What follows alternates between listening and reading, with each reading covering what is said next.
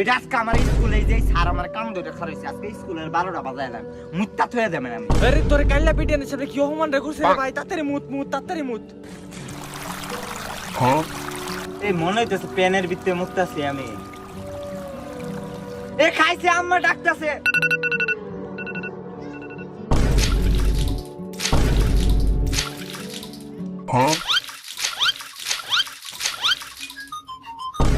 মা না গো মুত্তা